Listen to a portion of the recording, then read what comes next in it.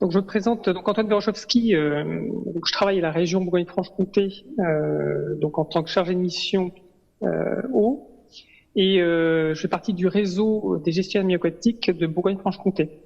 Donc aujourd'hui, si je suis là, c'est au titre donc de la chaîne Réseau Rivière TV.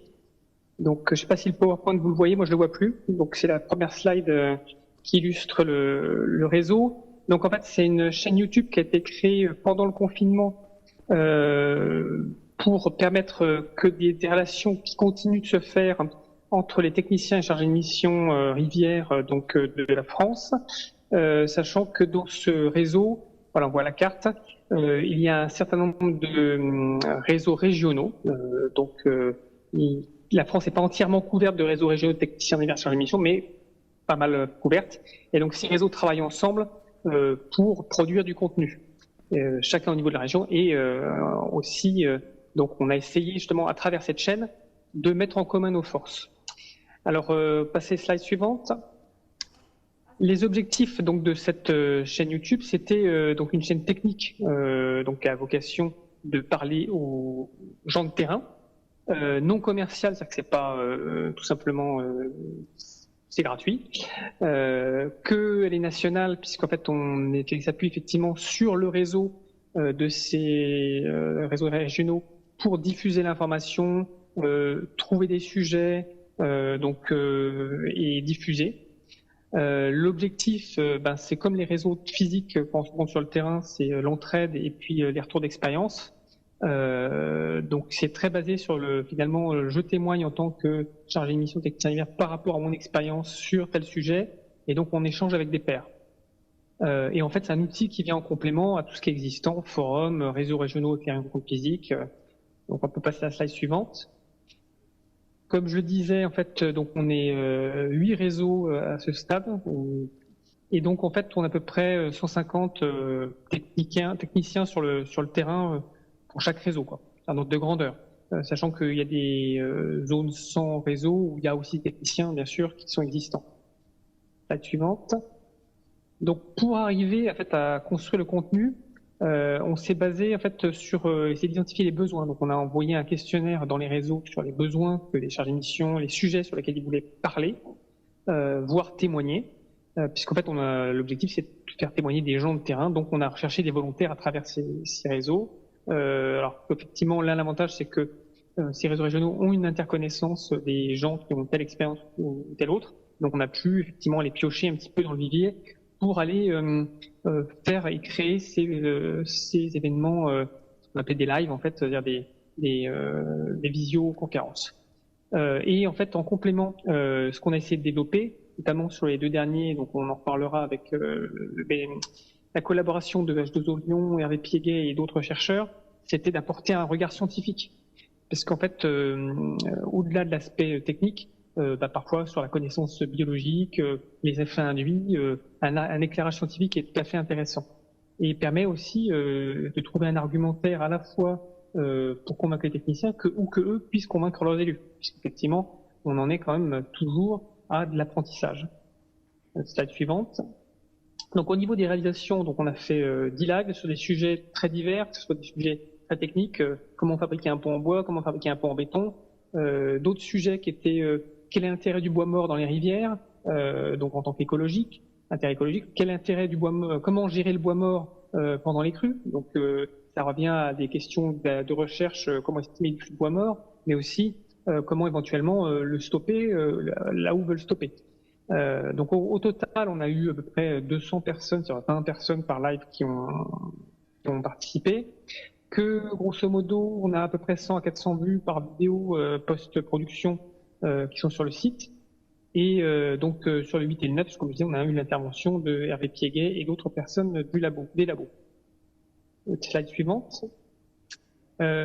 Concernant la participation des chercheurs et de la recherche, le monde de la recherche, on est intéressé de continuer ces partenariats pour plusieurs raisons. L'impact, des travaux est parfois pas forcément difficile, pas forcément facile à évaluer. Il y a des sujets sur lesquels les techniciens de terrain souhaitent avoir des retours de la science. Donc, j'ai listé un certain nombre de sujets.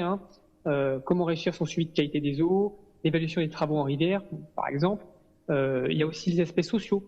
En fait, les chargés de mission gestionnaires sont confrontés tout simplement à des approches de la perception de l'écologie différentes. Donc des travaux qui viennent expliquer comment se fait le cheminement psychologique finalement vers un changement de comportement ou l'appréciation de ce qu'est que la rivière ou qu'est-ce que c'est que le changement climatique. Tout ça, c'est des questions qui sont intéressantes à bien appréhender et donc un éclairage de la recherche et d'actions qui sont faites avec ça sont intéressantes. Après, j'ai mis 2 autres sujets, donc les travaux hydrauliques douces en milieu agricole, sur lesquels il y a certainement des travaux scientifiques qui pourraient éclairer les travaux qui se mettent en place, les stockages économiques d'eau au milieu agricole, la désertamisation de la végétalisation en zone urbaine, où effectivement des nombreuses initiatives se mettent en place avec des nous et autres systèmes, et finalement peut-être qu'on peut les optimiser, et donc un regard de la recherche peut être intéressant. Slide suivante, s'il vous plaît. Donc, dans les autres propositions qu'on a envisagées, ça pourrait être aussi de faire participer les chercheurs dans ce qu'on appelle des speed dating.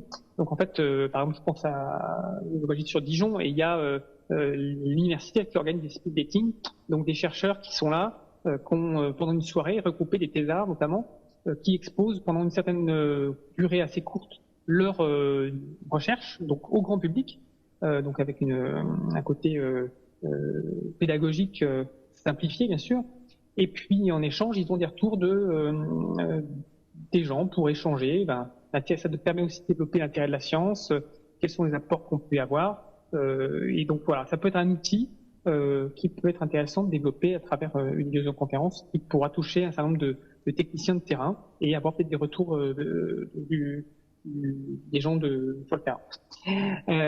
Après donc du speed dating, la thèse en 240 secondes, c'est des formats qui existent par ailleurs.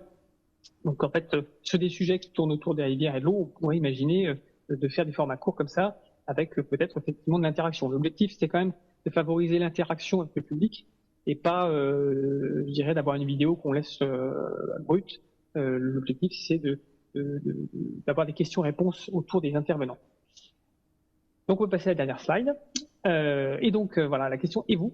Comment voulez-vous participer? Quelles sont vos envies de collaboration? Donc aujourd'hui, autour de la table, je vois qu'il y a quand même de nombreux chercheurs, thésards, et donc les questions sont assez ouvertes. J'ai proposé un certain nombre de formats qui pourraient être probablement mis en place. Ce qu'il faut, c'est des volontaires, bien sûr. Nous, on a des idées de sujets, mais peut-être vous avez aussi d'autres idées. On va pas créer du sujet s'il y a personne pour témoigner dessus. Donc voilà, donc on est ouvert au partage des idées. Donc j'ai mis mon mail, c'est rivierebfc@gmail.com, sur lequel je pourrais voir vos retours et pourquoi pas faire un temps d'échange ultérieur, donc pour construire effectivement cette collaboration, la renforcer, comme on a pu le faire donc sur deux thématiques bien spécifiques sur les bois morts. On peut imaginer des interventions parallèles sur de futurs lives avec les chercheurs.